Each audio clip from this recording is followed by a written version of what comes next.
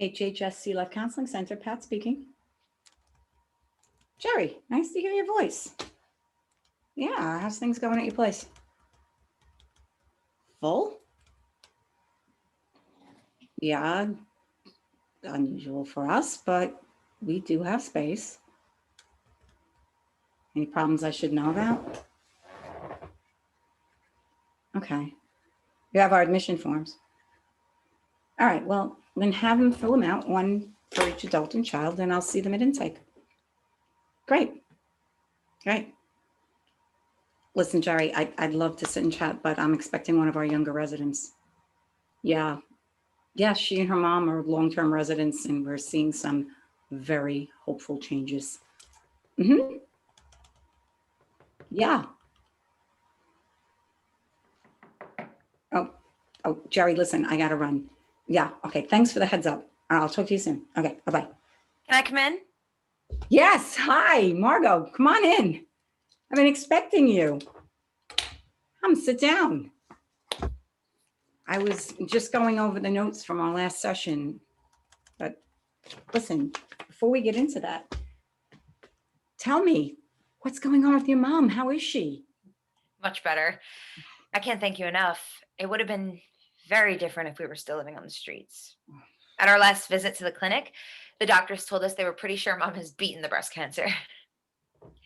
You know, we're hopeful, but only time will tell. Well, that is fantastic news. It's good to hear. And how are things with you? Awful. I've just about had it. First, I applied to 4 colleges. A week later, I applied to 3 more, which took all the money I had left. That makes 7 colleges. I even sent an application to one Ivy League school. I thought maybe I could be their token homeless student. You always got to have hope, right? Well, yeah. Well, that's what we're here for. Hope with a capital H. So tell me, what's the score? I've heard from 5 of them. Okay. All rejections. Even if I was a standby, I could live with that, but no, nothing. Well, listen, Margot, don't get discouraged. Remember, it took Thomas Edison 1,000 tries to make a light bulb. Right? He didn't view any of those as failures, just as 1,000 successful demonstrations on how not to design a light bulb. And finally made one that worked, right? Yeah, great. He wasn't homeless. His return address didn't say Homeless Housing and Services Coalition on the envelope. Why should that be such a damn big problem for them? Frankly, I think colleges are concerned about housing. Since you don't have any real credit or rental history, they might feel like you probably couldn't find a place to live. And even if you did live on campus, where would you go when the dormitories were closed? Or for the mandatory closings and breaks? I mean, that's a real concern. Admit me, I'll find somewhere to live, even if it's another homeless shelter. I'm not too proud. Yeah, but it doesn't end there. They have other concerns as well. If students don't have a credit history, they might think you won't be able to pay for essentials like books, clothing, health insurance, transportation. It's only November, and classes don't begin until September. That's a long enough time for me to put some money away. I have a job now. I can probably, I don't know, open an account at the credit union and get a credit card with a low limit just to build a credit history. Look, people don't understand. Being homeless could happen to them too. They treat us like we had an infectious disease. We don't. We're just temporarily homeless. For God's sake, I mean, it's not our choice. That is very true. And you'd be amazed at the people that, walk through these doors, people from all walks of life who fell on hard times, just like you and your mom, with no choice in the matter. Yeah. Even with Medicaid, I have to pay for a lot of Mom's medical expenses. They call it cost sharing, but you can't share what you don't have. I hear you. I'm luckier than some. You guys helped me get that job waiting tables. It really helps with Mom's medical expenses, and the other things that we need. Margot, I wish we had something more to offer you. Don't get me wrong. We're thankful to live in the coalition shelter system. And I appreciate you helping me get that job. Whenever I have money left over at the end of the month after paying the bills, I put it away for the future. Well, it's great that you can do that. They're so generous at the restaurant. I get my meals there too, and they even give me extra food from Mom. Well, Let me tell you, since we only get breakfast here at the shelter, it's a tremendous help money-wise. sure. Margot, just so you know, I've been talking to Clive at the restaurant.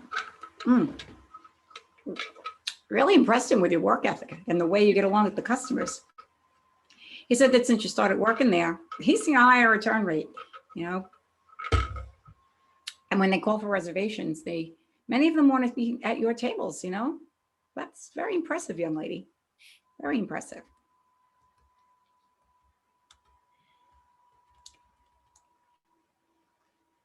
Pat, this isn't where I want to spend my life. Yeah. I have to get into college if I want to get anywhere. I've used all the money I saved to pay for my college applications. None of them were free, Now I can't apply to any more schools. I've just about had it, Even if I get in, I don't have enough money for tuition and housing and books too. I never realized college was so expensive. God, I guess I'm destined to be a homeless waitress living in a shelter, taking care of her mother. It's a heartless world. Margot, why don't we wait until we hear from the last two colleges before you do anything drastic like give up? In the meantime, can we look at your options calmly? What options do I have? You tell me. I don't see any. Believe me, I've looked. Margot, there are always options. Even when you don't see them, they might be looking at you and staring at you right in the face. Now, the world doesn't understand that homelessness isn't a crime. It doesn't define who you are. It's just where you are at the moment in your life. An unfortunate stopping off point along life's road. So tell me, what can I do?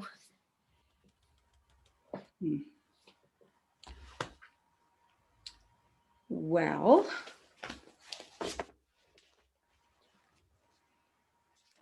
maybe you're not presenting yourself as positively as you can be in your application, Let's try and figure out what your strong points are, and then we can work on the application together.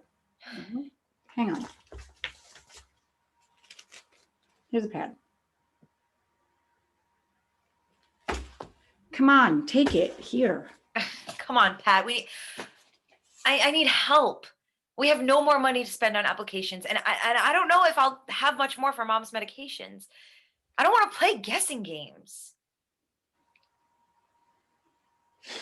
I'm sorry. I didn't mean to snap at you. I know you're only trying to help, and I'm trying to help myself, really. But it's hard, I don't know how long I can keep this up for.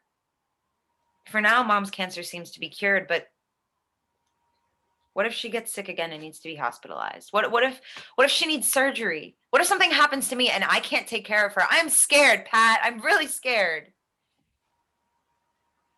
Yeah. So many questions. I get it. And each one deserves a very well thought out answer. But first things first, let's see what's happening with your applications. Maybe there's some strengths you might have overlooked and not highlighted in your essay. Come on.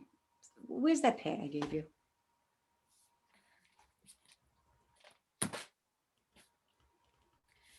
I graduated from high school. Mm-hmm. I'm not pregnant and I'm not on drugs. How's that? Okay, well, that makes 3 positives. Come on, what else you got?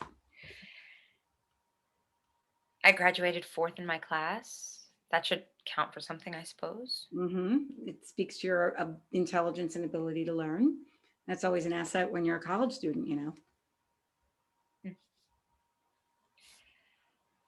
I look after my mother who has breast cancer. What does that show? Responsibility and compassion. What else? Come on, I don't see where this is going. Those are no big deals. Why don't you tell me what you think is important? Let's keep exploring. Something, like it or not, we inherit abilities to learn and valuable life skills from our parents. But why don't you tell me about your dad? Dad was a medical researcher working on cancer research. Unfortunately, he died when I was 8. He was a 2-pack a day smoker. Ironic, isn't it? All right, all right. As we could see, you definitely inherited some of his ability to learn. All right. It's a definite asset. What about mom? Come on. After Dad died, Grandma moved in with us. Mom got a part-time job as a customer service rep. She listened to everyone's complaints and tried to send them away happy. She'd tell us about it at night. You'd never believe what some people complain about. Okay, so conflict resolution and good listening skills. That's not a bad combination. Maybe something is rubbed off on you. Anything else?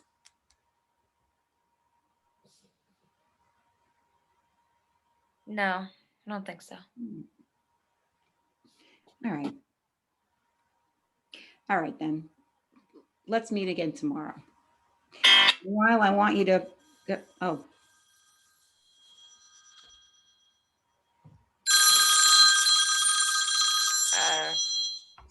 Hello? Oh, Mom, that's great. I was wondering when they'd come. I'm here with Pat. Wait a second. I'm going to put you on speaker so that Pat can hear you. Go ahead. Well, like I just told you, these 2 letters came in this morning's mail.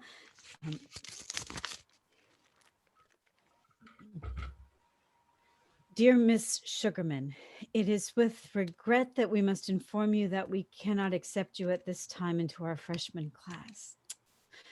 We received over 10,000 applications for fewer than 600 available spots. Please consider reapplying next academic year. Best of success in your life endeavors. God, see, what did I tell you? It's because I'm homeless. I'm sure of it. God, there can't be any other explanation. No. Where's the other one from? Harvard. That's the Ivy League school I told you I applied to on a lark. Okay. Go ahead, Mom. Read it to us. How much worse could it get?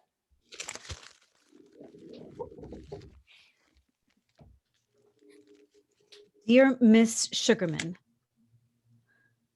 it gives me great pleasure to inform you you have been accepted for admission to Harvard's fall freshman class. Oh my God. Wow. I got into Harvard? Yeah. We are proud to recognize your life experience and your meritorious academic achievements in high school.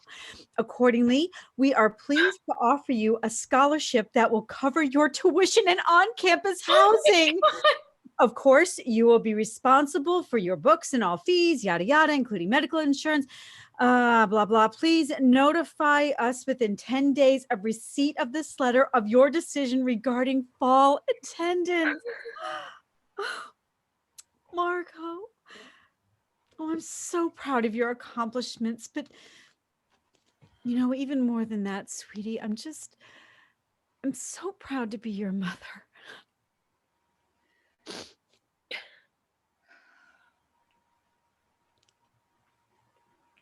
Congratulations.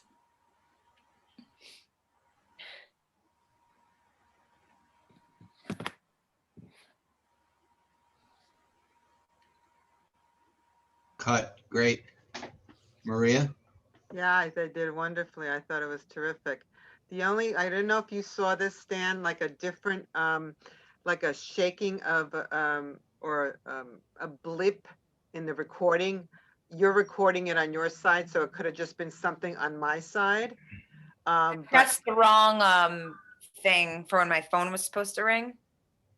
Yeah, that's not a big deal. No, the audience won't know anything Okay. Yeah, I wouldn't worry about that, but I thought it was wonderful, and I think you all did wonderfully on this piece. What did you? It felt more natural the second time around. Oh, yes. Even the yes. tripping, I mean, you know, speech patterns and tripping over words and stuff like people do that. Oh, Sure. I wouldn't worry about that, Donna, because that is normal. I mean, it's Yeah, not, yeah. it's not, it wasn't like noticeable to me anyway. I mean, it was, one or two. It's just like, well, you're just trying to talk off the cuff, so it's not a big deal.